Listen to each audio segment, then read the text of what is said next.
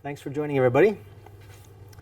I put this presentation together about a week ago, but it's actually been a culmination of about 2 years of research. So what I wanted to do was put together a story of the OTT landscape. And it evolved into challenges, opportunities, behaviors, and strategies. What I want to start out with is challenges. By understanding the challenges in this space, we can get a perspective of where we start in terms of OTT. Okay, how the market evolved, how we got to where we are today, and then give a little bit of perspective of where we potentially are going into tomorrow. So to start off with, I wanted to talk about the music industry, because the music industry, from an internet perspective, was one of the first industries that was affected by the internet. Okay, and you can see from this slide that around 1999, there started to be a steady decline, in this case, in the sale of CDs. And around 2004, when Apple iTunes started to come out, and then some other online services came out, then the single sales for digital started to increase significantly. But you can see from the revenue versus the unit sales is that the revenue hasn't compensated for the overall decline in the music industry. And it does create a challenge for the entertainment industry as a whole in terms of how to deal with this decline. And I'll come back to the music industry in a few slides once we get into opportunity. Stepping into the movie industry, we see a similar decline. This is a culmination of spending in terms of billions of dollars of Blu-ray, DVD, VHS, and even digital sales. And you can see that the peak in this case was around 2004. And then there started to be a little bit of a decline. And the digital sales has not, again in this case, compensated for the decline in movie revenue. Now, the issue when you compare music to movies is the music industry is in the tens of billions of dollars in terms of size, like overall size, not just physical sales. And the movie industry is in the hundreds of billions of dollars in size. So the movie industry is quite nervous because they saw how the music industry has significantly declined in terms of revenue in the beginning of the century. And they don't want to have the same repeat in their industry because their industry is 10 times, if not 20 times bigger than the music industry. Okay, so this is a big concern for the movie industry, generally speaking, in terms of how they want to strategize their revenue through internet sales. Another one that applies here is the release window for premium content. You can see here that when you have premium content, like movies in this case, that comes out in theaters, you have opening weekends and then subsequent weekends after that. And then eventually, in this case, generally speaking, after 4 months, you can buy it on Blu-ray, DVD. And then about a month after that, you can rent it. Then you can see it eventually on pay TV. And then OTT services start to have access to the content shortly after. And let's say, generally speaking, it takes a couple of years before broadcast television has access to that content. And as we go through this life cycle release window of content, there's an exponential decay of the value of that content.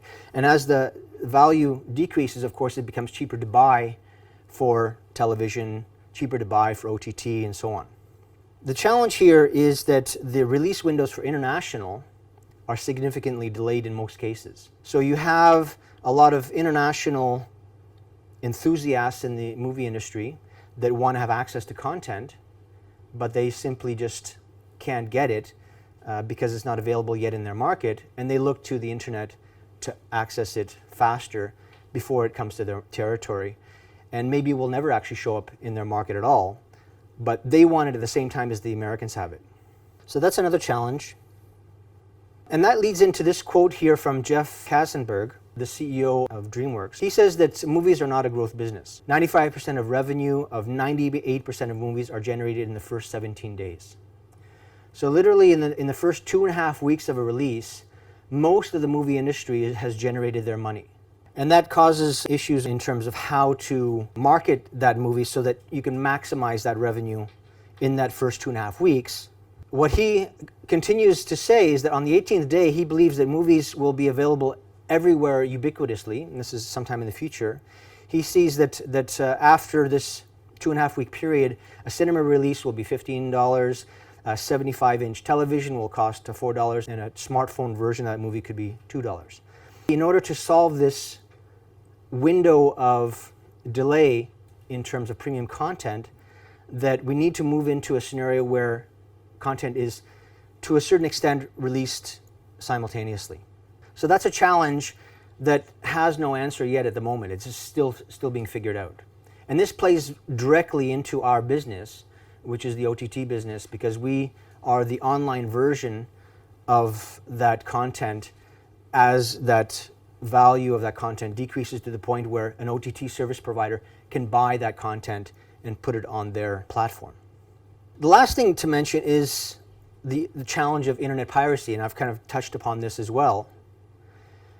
We started with Napster in the 90s, was eventually shut down in 2001. It had 26 million users by the time it was shut down.